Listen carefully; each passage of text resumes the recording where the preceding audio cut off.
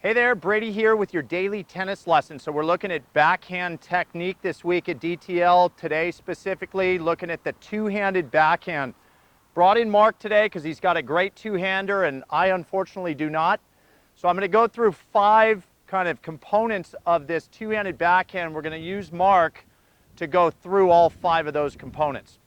The first would be the grip change, all right? As we know, the forehand tends to dominate today's game. So myself, Mark, most tour level players are in forehand grip to start every rally. So the grip change has to occur when backhand, becomes in play. And so he's just going to that traditional two-handed grip where the right hand's in continental and the left hand's on the back of the racket, okay? So now he's ready to make good contact if we get through a really quality swing. The second part after the grip change is going to be a unit turn. And this is where Mark needs to make sure he's starting to get the racket back, not with the arms only, but with the upper body and the hips. Okay, so you can see he's going to kind of pivot that foot a little bit. His upper body starts to rotate to the left. So now he's athletically engaged himself, and it's time for the third part of this swing, which is the backswing. And this is a big difference now between the forehand and the one-handed backhand. There is a delayed loop on the two-handed backhand. Be very, very clear about this. Mark's actually going to release the backswing back where the tip of the racket is not above his head. And the reason for that is the two-hander's a slightly more, if not very, very more restricted stroke than the one-handed backhand.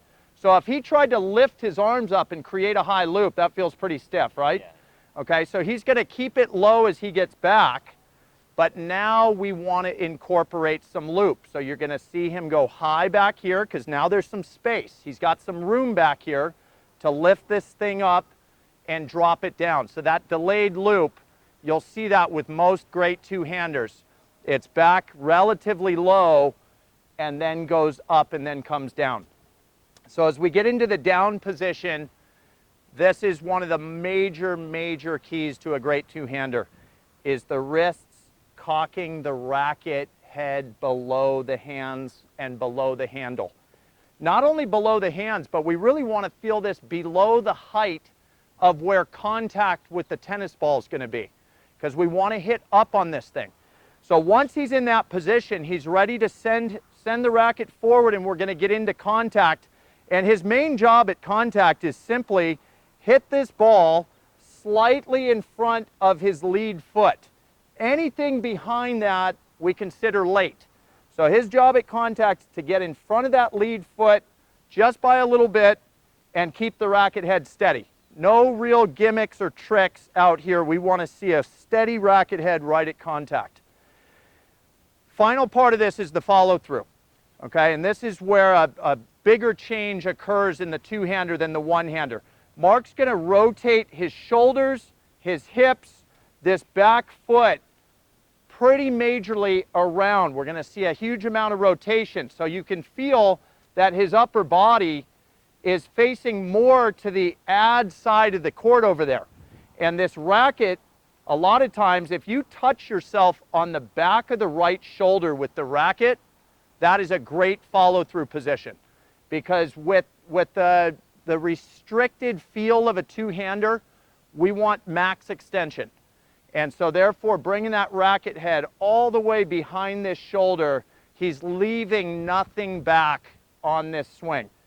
So big rotation, standing pretty tall at the end of this swing. I think that's always a great idea, is when you finish a stroke where we've created force from the ground up with this two-hander, drive those legs up and get to a nice tall position so you've released everything up through that ball and we get net clearance, depth, all that good stuff.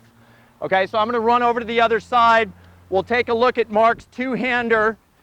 And, again, he's not going to be thinking about those 5 components because he's hit so many of these. My suggestion would be make sure if there's any little flaws in any of those components to pick them out without having to hit a ball, and then the whole package is going to look like this. Clean, really good shot. Awesome, let's go one more. Yeah, and you see that delayed loop is a really cool part of a great two-hander. We want it to look athletic and yet at the same time be technically sound. So I really love that part of Mark's backswing where he's low here and then gets that delayed loop, because that's a lot of times going to create a lot of rhythm and power for you. So great job right there, Mark. And that's all we got for you today. Hope that was super helpful. Please click like below this video. And if you have not subscribed to our channel yet, please do so. As well as check down below me in the description of this video. You'll find the link to 3 free courses Mark and I have put together. I think you'll find those really helpful as well. All right, so until next time, be well. We'll see you soon at Daily Tennis Lessons.